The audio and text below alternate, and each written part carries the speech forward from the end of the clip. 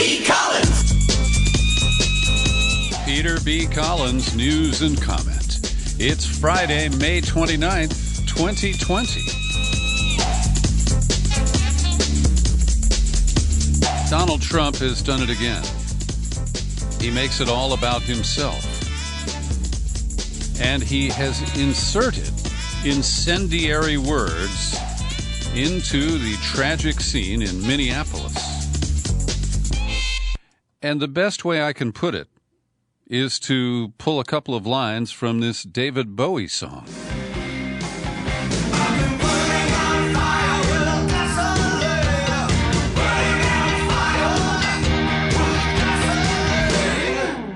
Now, things were bad enough in Minneapolis after the police killing captured on video of George Floyd.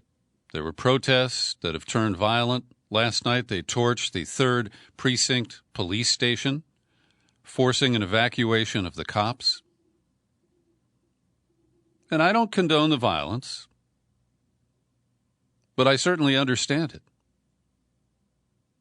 And just hours after that, Trump, who had spent the afternoon demonizing Twitter, the platform from which he spews the gasoline onto any little fire that he can find, personalizing it, of course, usually attacking in a partisan manner. And so he went on Twitter and he wrote, "I can't stand back and watch this happen to a great American city, Minneapolis. A total lack of leadership.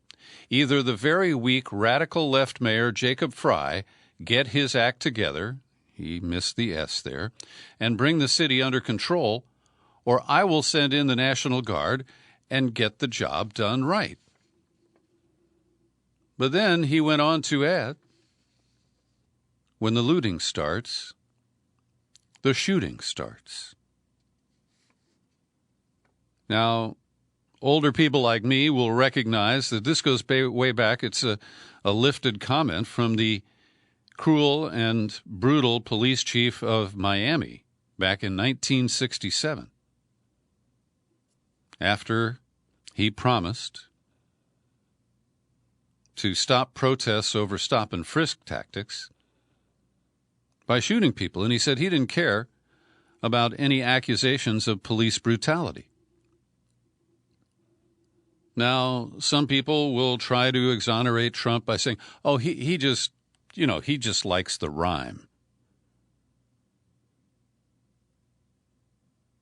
But first of all, the National Guard has already been called out by the governor of Minnesota.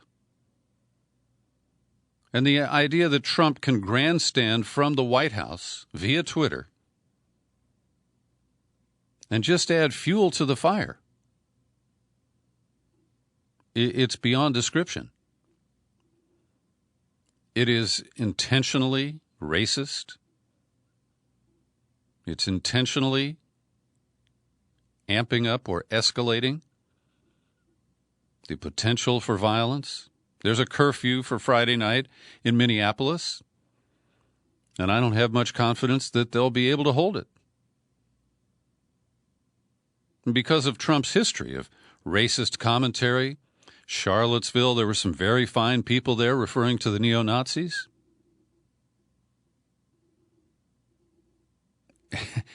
And it is inexcusable, it is reprehensible, and it is a devious tactic to unite the white racist elements that are a core of his political base.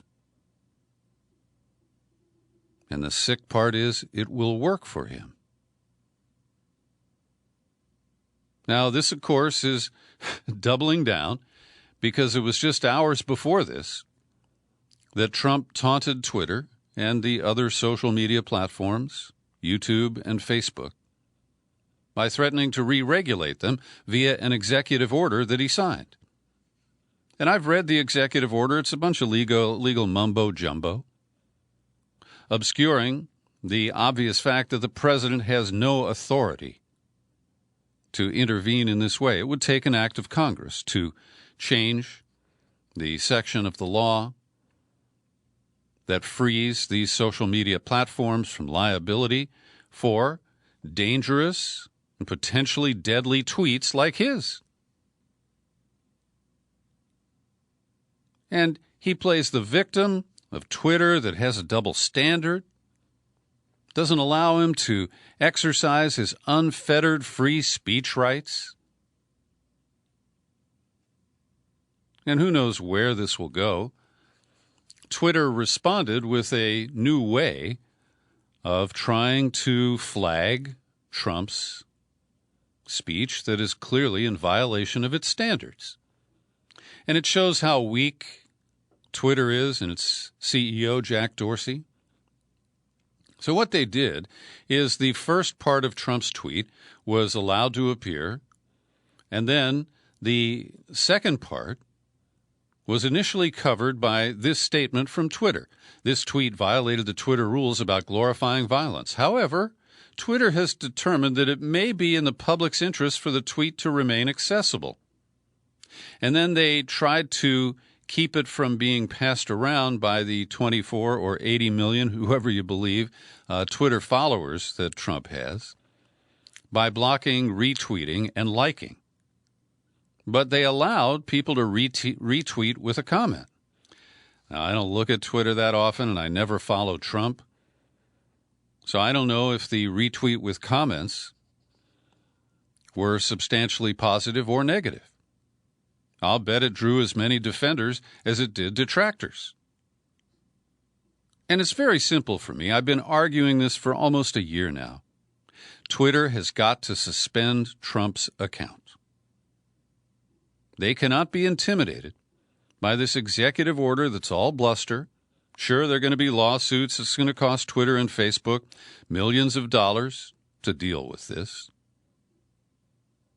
But they've got to take a stand. And they have to stop playing both sides of this. It is not in the public interest to put Trump's taunting tweet when the looting starts, the shooting starts, even behind a little thing that you have to click on in order to read it. That is just so fucking lame. Now, they also say that they're going to bury the tweet through their control of algorithms. And, in this case, I'm not really opposed to that, but the use of algorithms is the role of a publisher. They're making a determination that, well, this doesn't meet our standards and something else does.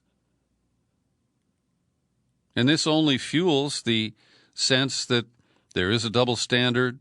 The conservatives don't get free play on Twitter like the left does. I don't think there's evidence of that, but again, I'm not expert enough about Twitter, and I don't spend enough time there to have a valid opinion on that.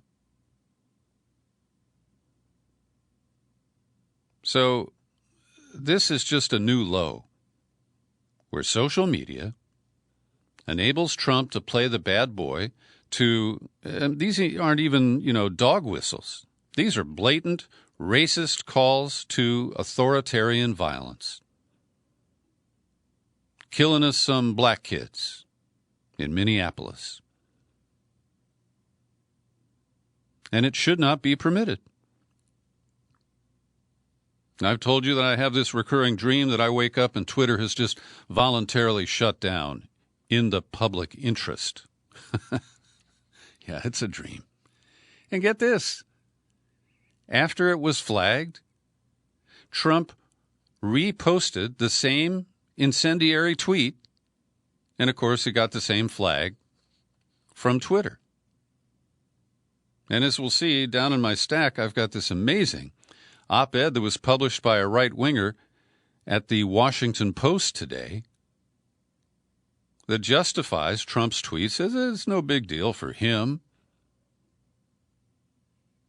and then plays the victim card about how other people have been able to get away with it.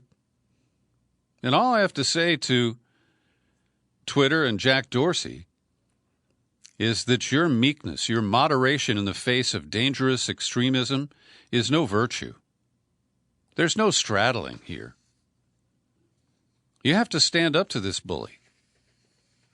And you have to really balance the lives of innocent people.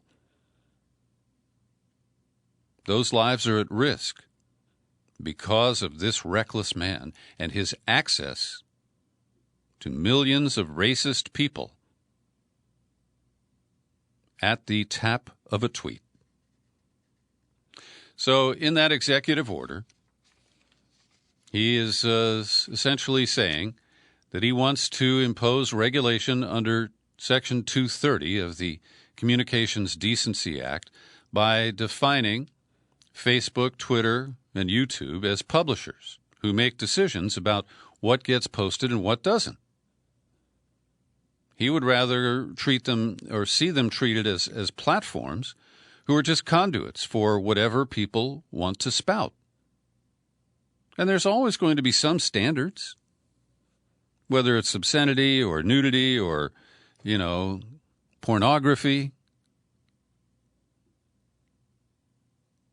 But he says in his executive order, which is mostly a victim statement about himself, they've had unchecked power to censor, restrict, edit, shape, hide, alter virtually any form of communication between private citizens or large public audiences.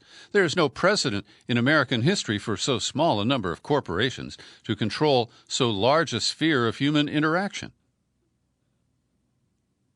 Now, it's all absurd because, number one, if they actually follow through with this, and Trump is ordering the Federal Communications Commission and the Federal Trade Commission, which he has no direct authority over, to come up with new rules to curtail the legal immunity that Section 230 confers on these Internet platforms. He will be the biggest loser if that actually occurs. And he's hoping that this bluff, this bullying, will just get them to submit, and that none of the actions that are described in this executive order will ever be implemented. And so he gets echo support from Ted Cruz of Texas. He says big tech can no longer go unchecked. For too long, social media platforms like Twitter have hid behind their opaque algorithms and Section 230 immunity to target speech with which they disagree and advance their own political agendas. This doesn't just stifle Americans' free speech, he says. It shapes what Americans see, hear, and ultimately think about the major issues facing our country. Come on. I mean, that elevates Twitter's importance to a ridiculous level. It's a bunch of people just arguing with each other and pissing on each other. That's the way I see it. And as he signed the executive order, he threatened to shut down Twitter altogether if he could, in case anybody thought the issue was actually free speech rather than a personal campaign by a president who cannot stomach being challenged even in the smallest way. That's a quote from a BuzzFeed account today. And buried in the executive order is this complaint about how they treat him. Twitter now selectively decides to place a warning label on certain tweets in a manner that clearly reflects political bias.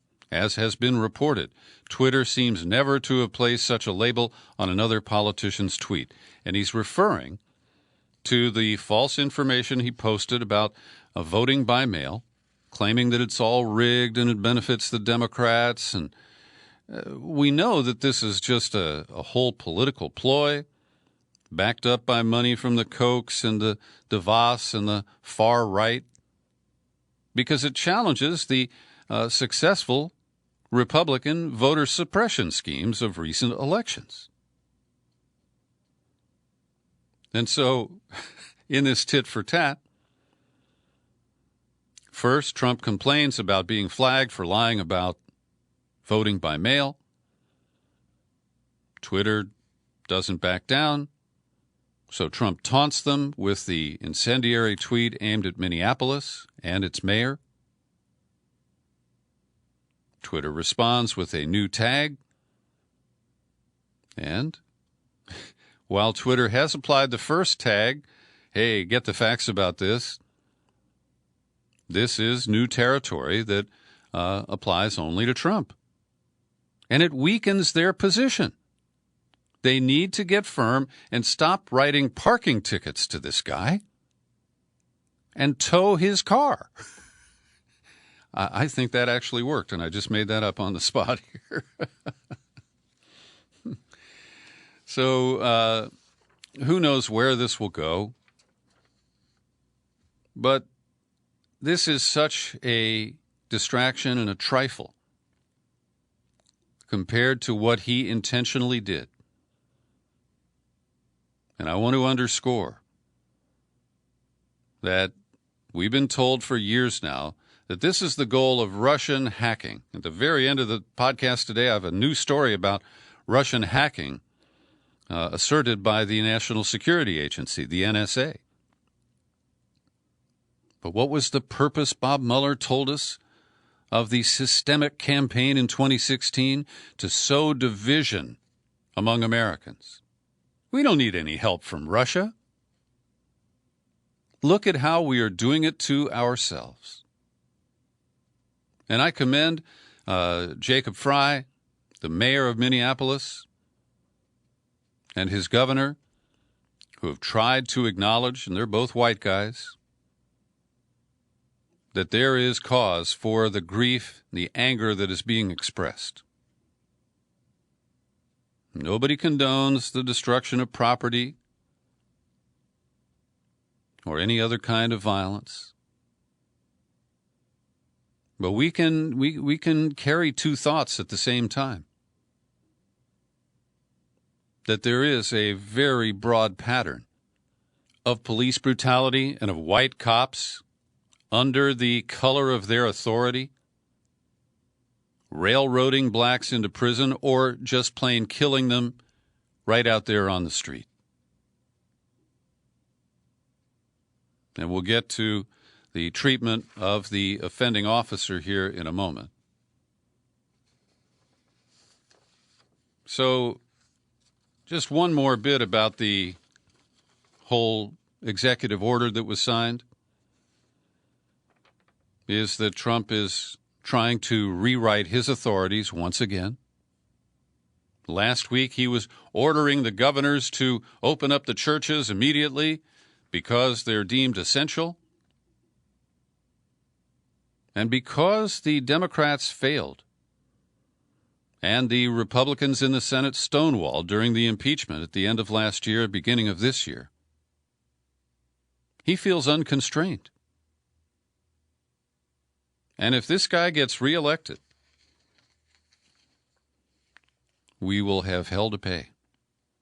We will see a completely unleashed Trump.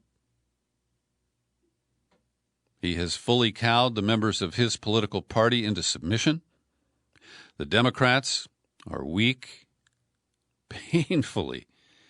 As you know, the whole effort to vault Joe Biden over Bernie Sanders to make sure the socialist couldn't be the nominee is so hard to watch, particularly at a time like this. Bernie's not perfect, and, you know, as we look back at his capitulation in the campaign and the weakness that he has shown since,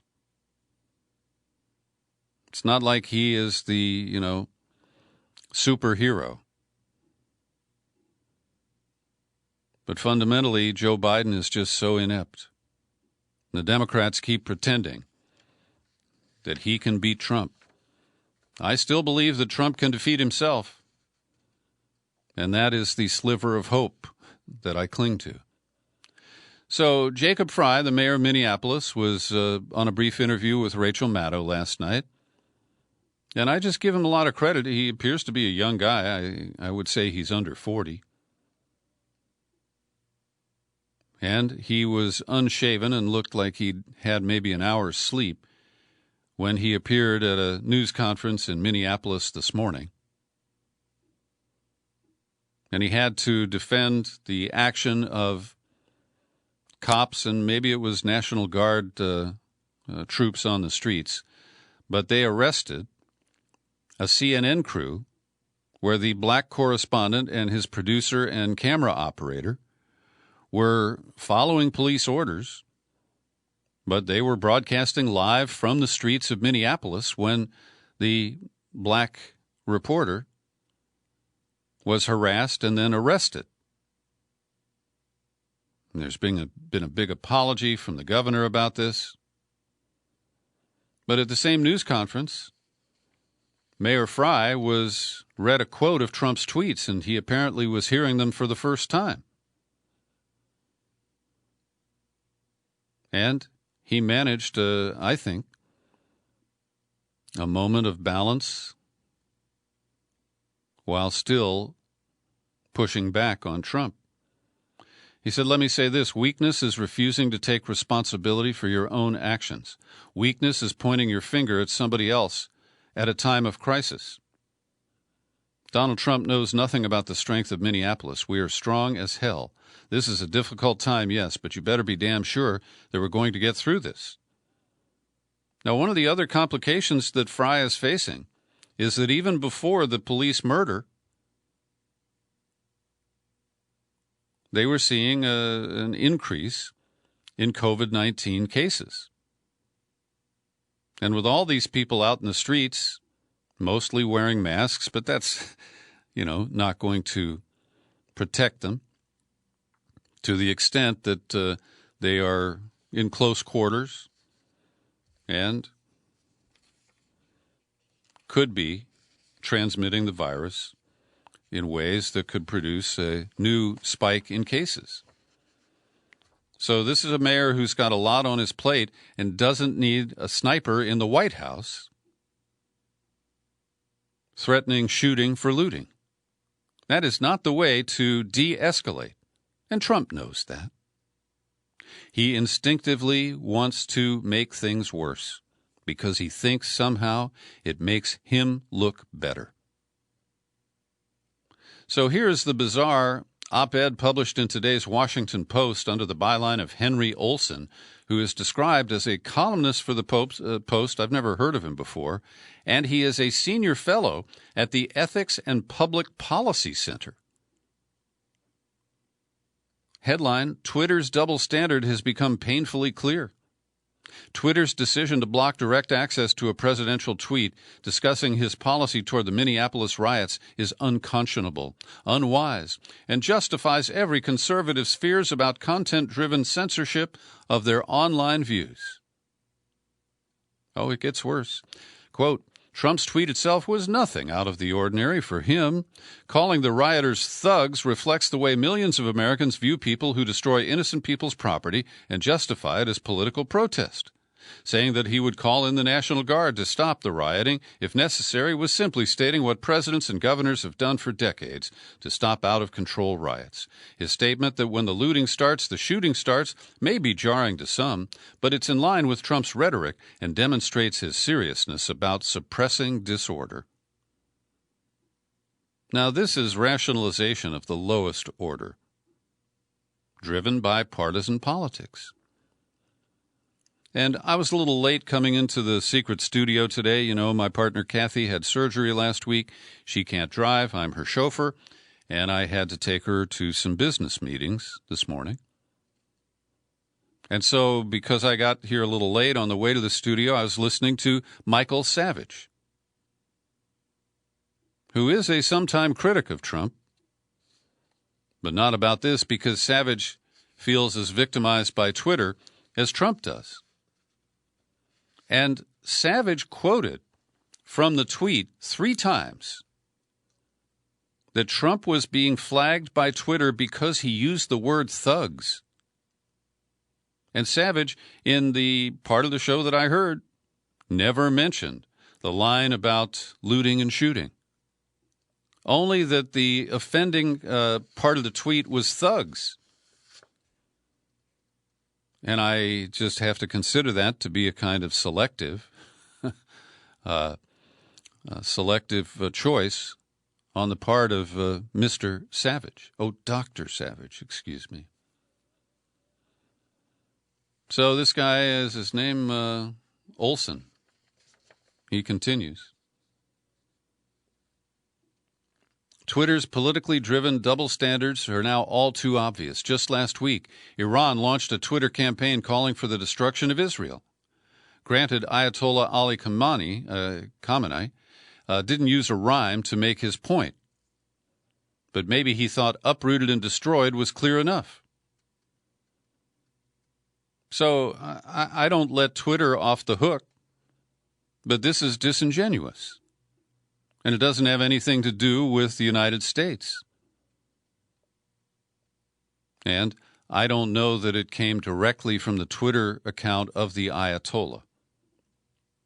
Then he focuses on Kathy Griffin, who tweeted the other day that someone should inject Trump with a syringe of air, which could kill him. Well, I do not support what Kathy Griffin said, but this shows how absurd Twitter's standards are.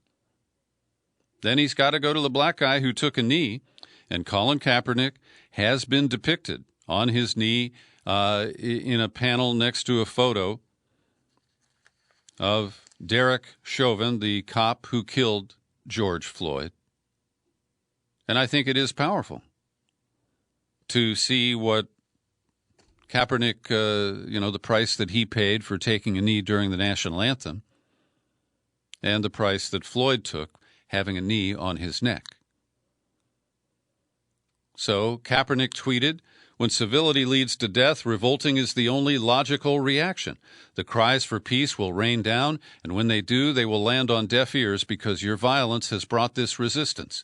We have the right to fight back." Now, I don't support this message. I would not have sent it.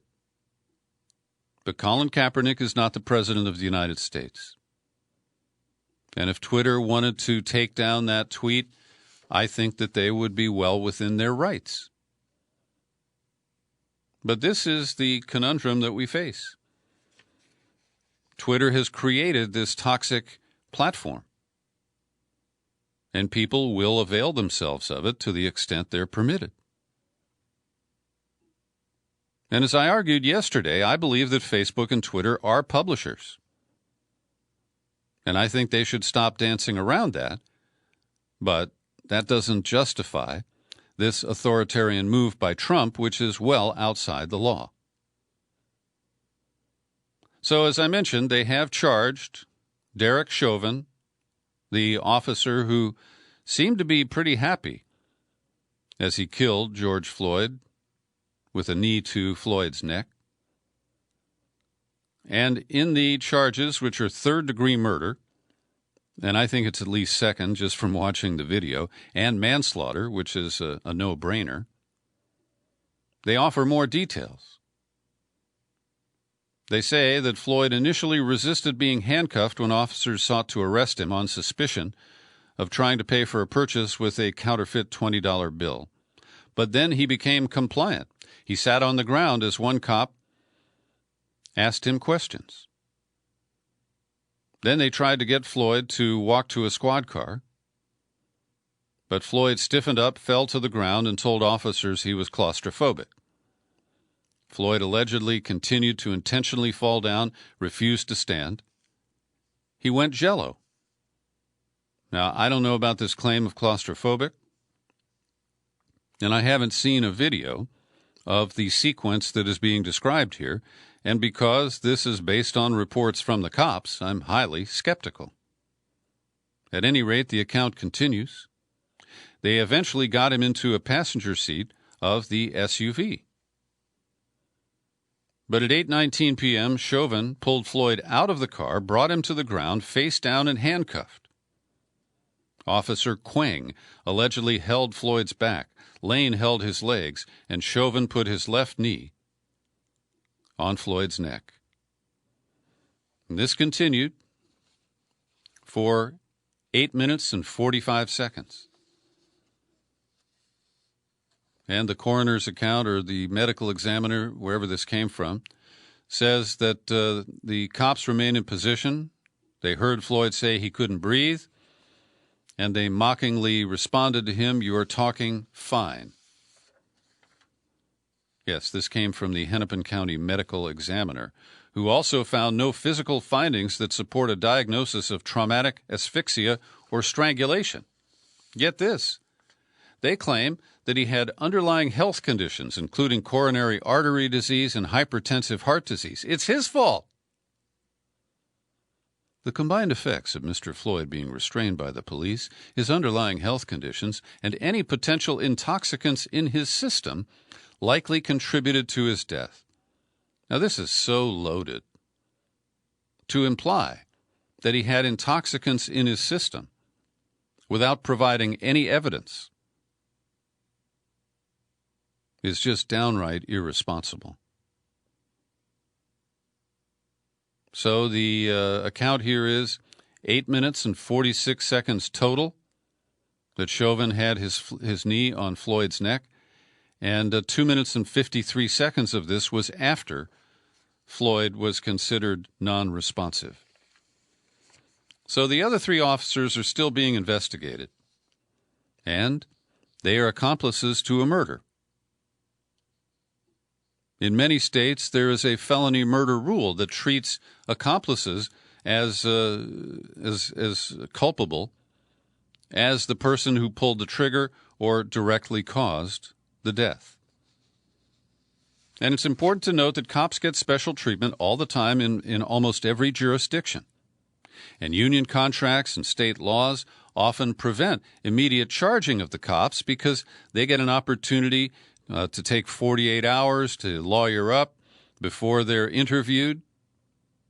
There are many other delays that are kind of built into the process of prosecuting a bad cop. So I don't expect that the charging, especially with Trump's piling on, is going to calm the scene in Minneapolis. We can hope. But I think people will remain angry.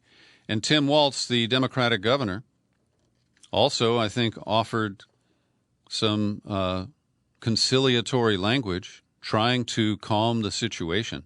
He expressed solidarity with the protesters in a news conference today.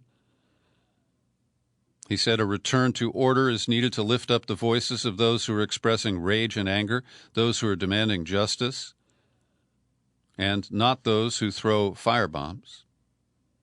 That's when he announced the curfew. And he said, watching what happened to George Floyd had people say, to hell with staying home. The idea that we would go in and break up those expressions of grief and rage was ridiculous. And I acknowledge that it's a fine line to walk. To try to restore order, to impose a curfew, and have a military presence from the National Guard try to enforce that. And at the same time, I realize it's irresponsible just to let things run their course regardless of the consequences. So there's this article in the New York Times today that uses clinical language from police manuals. And the headline reads, "An often shunned police technique leads to a too familiar tragedy." Well, this is a use of deadly force that should never be condoned. And we have this deference to police officers that, they face life and death situations every day. But this is not a situation like that. Floyd was not a threat to these officers, even if he wasn't fully compliant in getting into the squad car. And it appears to be a form of, they quoted here in this article, street justice, where they decided he was uncooperative, so they decided to teach him a lesson. And what's really telling is that even the medical examiner notes that the cops, once he had stopped breathing, made no attempt to try to resuscitate him. They waited for the ambulance to come. And then they wrote up a bunch of lies, which have been, of course, contradicted by the video. So they do, quote, law enforcement experts. who say that this is a technique that we don't use as much anymore because of the vulnerability. That's a former police officer who ran a training program for Minneapolis police for 15 years. We try to stay away from the neck as much as possible. But that clearly wasn't the intention of Officer Chauvin. He knew, or he believed, that he could get away with it.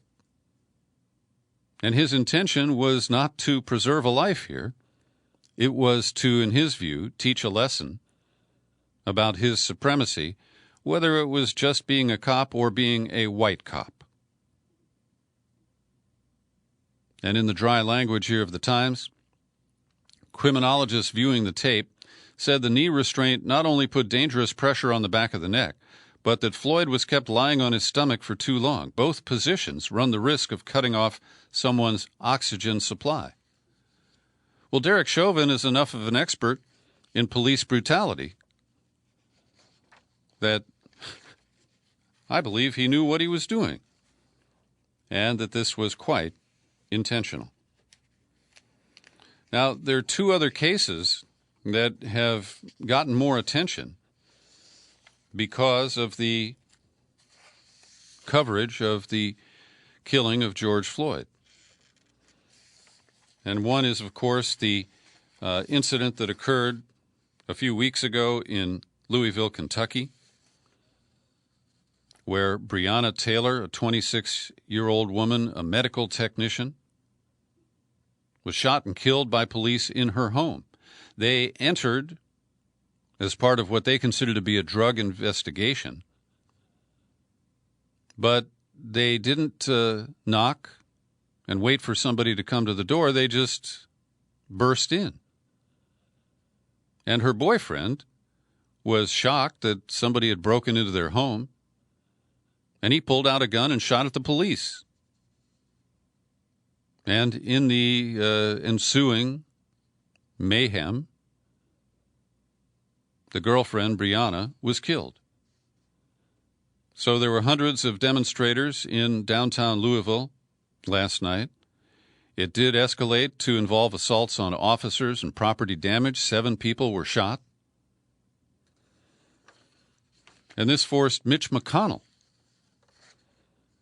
to, first of all, opine that the death of George Floyd the cops looked pretty darn guilty, calling the incident a hideous crime. But he said that the violence in Louisville is not helpful. I think that what's happening in Louisville and Minneapolis really needs to stop. This senseless violence in reaction to this is not helpful, but you can certainly understand the outrage. That's pretty stunning, coming from McConnell. And another case that has come to light happened on May 2nd in New York City. The offending officer here appears to be Hispanic Francisco X. Garcia. And this was a case where cops stopped people for failing to social distance or wear a mask. It was some sort of a stop on the street related to the COVID regulations. And a passerby objected to the way the cops were treating the individual. Here it is. As his partners took a man and a woman into custody, it started as a social distancing stop, escalated to an arrest on marijuana and weapons charges. They took the man and woman into custody, and then Officer Garcia approached some bystanders, including a guy named Donnie Wright. The officer pointed his taser and told them to get back. One of the bystanders recorded a video of the officer slapping and punching Wright, who fell to the ground.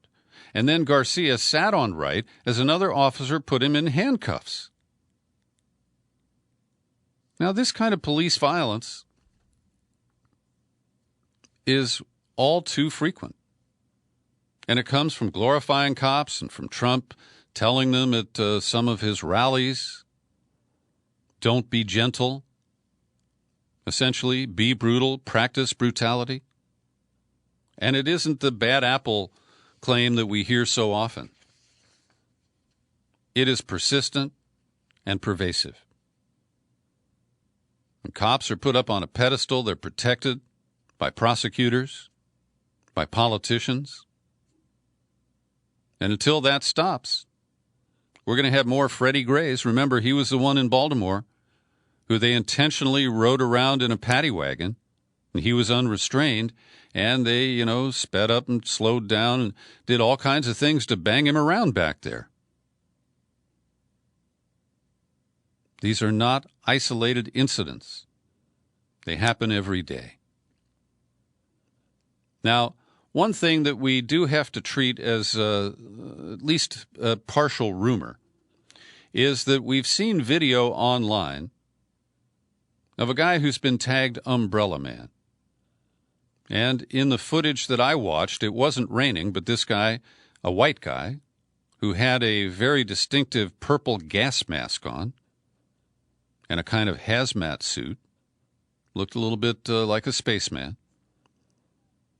He was on the scene of the protests in Minneapolis, and because his wife, his ex-wife, saw him on television, she has identified him as Officer Jacob Pedersen of the Minneapolis Police Department.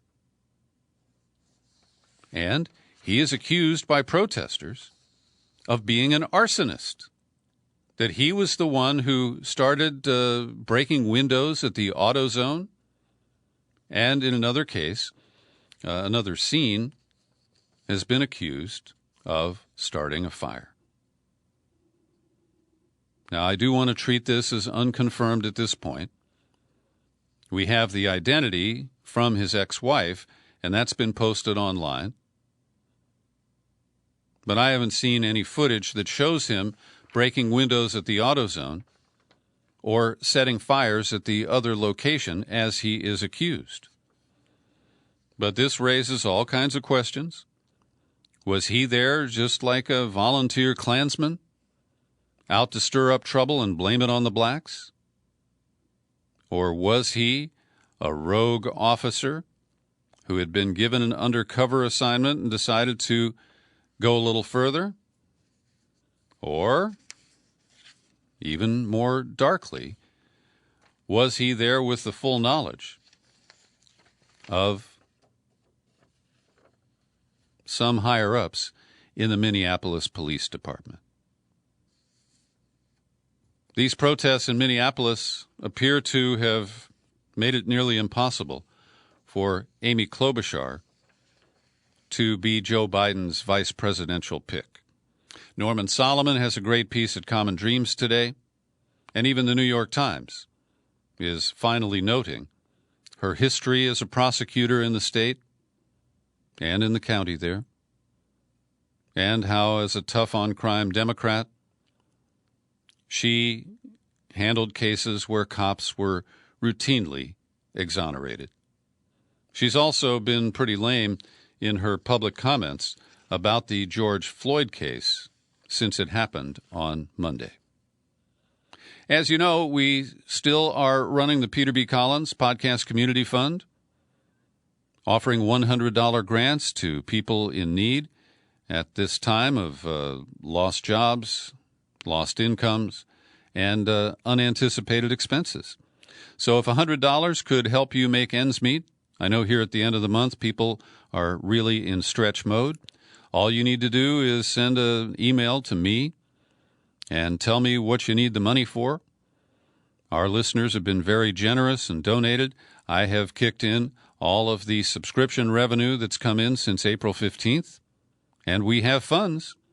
So if you need a grant, email Peter at peterbcollins.com, and I will be happy to offer a little assistance at this difficult time. Governor Cuomo of New York said today that he expects New York City to begin reopening on June 8th, and that he's going to do it in a phased manner. He engaged in a dual news conference with his arch rival, New York Mayor Bill de Blasio, who said that the timeline is something that he has confidence in, with the lowest figures of, 5% of people tested for the virus on Thursday tested positive, the lowest figure that the city has yet recorded.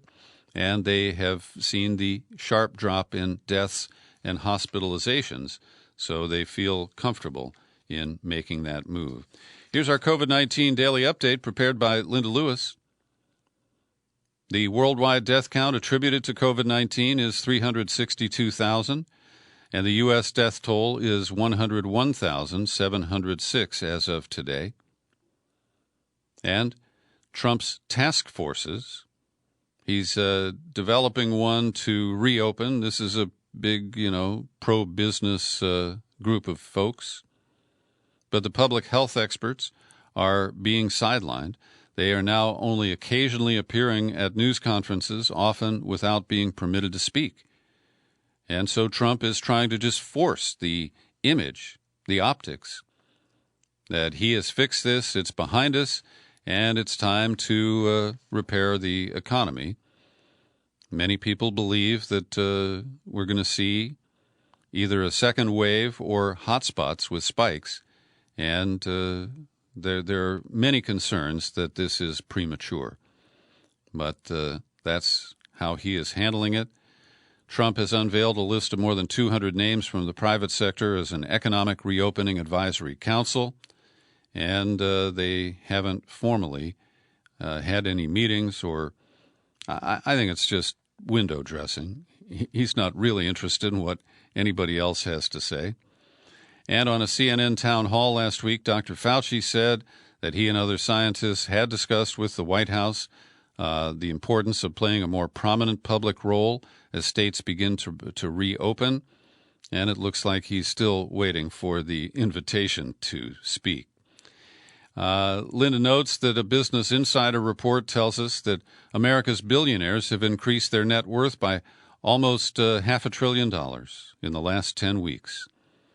And this massive transfer of wealth, and I want to credit Jimmy Dore for screaming it at the top of his lungs, and this past week David Sirota helped detail the looting of America that is certainly of much more concern than the petty looting that has occurred in Minneapolis the last few days.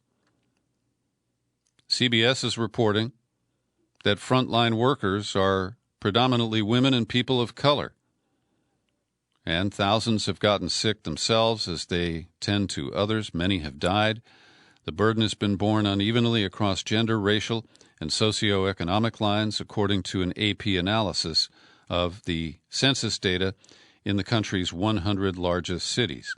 Black workers are overrepresented in high-contact essential services. 33% of nursing assistants, 39% of hospital orderlies are African American. Nearly 28% of nursing home employees, 24% of residential facility staff, and 31% of home health aides are black.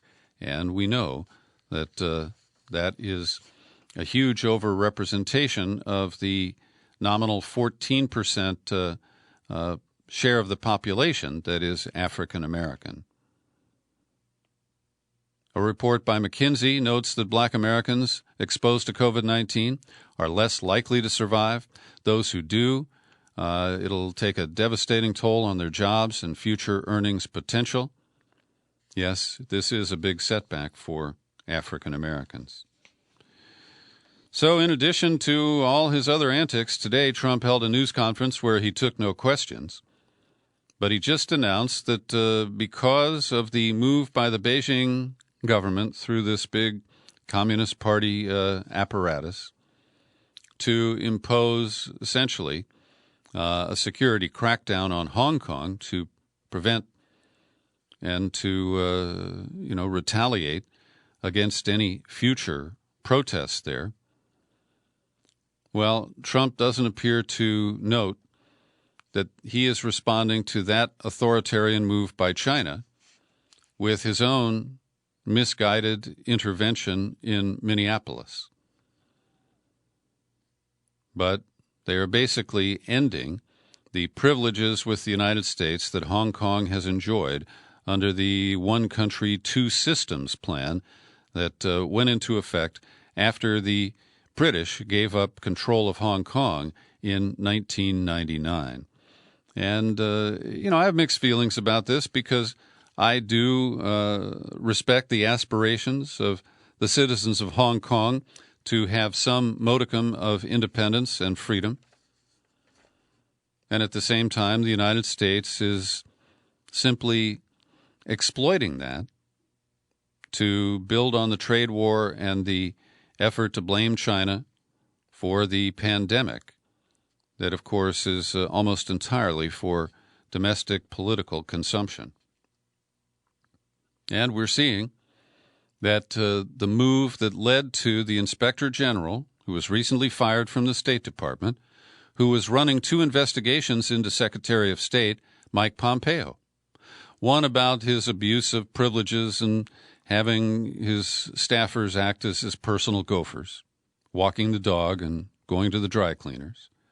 But the other more serious Inspector General investigation related to the sale of arms to Saudi Arabia despite a congressional ban on additional armament sales. So now they're trying to do it again. The State Department now wants to move forward with the sale of more of the product of Raytheon. These are missiles that will be used in the brutal war on Yemen. And despite congressional opposition, they are planning to try to do more of that. And on Capitol Hill, Democratic leaders announced that 3 committees are calling top State Department officials to be formally interviewed in an expanding investigation into Pompeo and his role in the firing of the Inspector General, which, of course, is linked to the investigation of arms sales to Saudi Arabia. They just don't care. There is no accountability.